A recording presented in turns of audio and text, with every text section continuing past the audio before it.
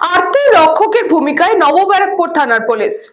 নবব্যারাকপুর থানায় পোস্টিং হওয়ার পর থেকে পুলিশ গিরির সংজ্ঞা বদলে দিয়েছেন থানার বড়বাবু সুমিত কুমার বৈদ্য।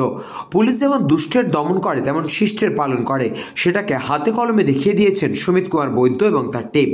প্রতিদিনের মতো এদিন থানা এলাকায় টহলদারি চালাচ্ছিলেন নবব্যারাকপুর থানার ভারপ্রাপ্ত অফিসার ইনচার্জ।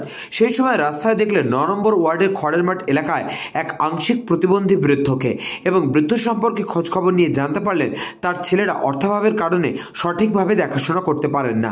থানার বড়বাবু থানায় ফিরে এলেন এবং দুপুরে ওই দুস্থ বৃদ্ধের জন্য একটি ধাতব ক্রাচ স্টিক, শীতের চাদর এবং এক ঝুড়ি ফল উপহার স্বরূপ তার বাড়ি পাঠিয়ে দিলেন।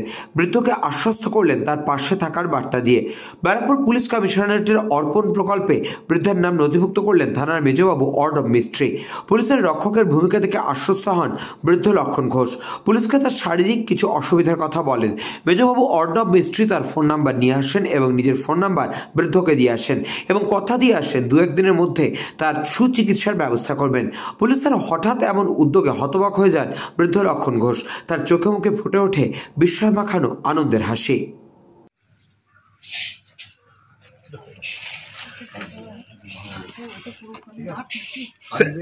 জানাবেন, ঠিক আছে? আমরা নিজেরাও আসবো আপনার কাছে।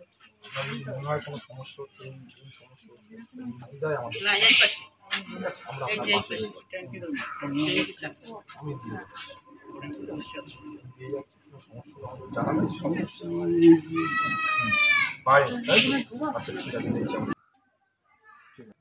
এই যে পুলিশ আপনাকে আজকে দিল, এগুলো ফল দিল, লাঠি দিল, কম্বল দিল, কেমন লাগছে আপনার? ভালো লাগলো।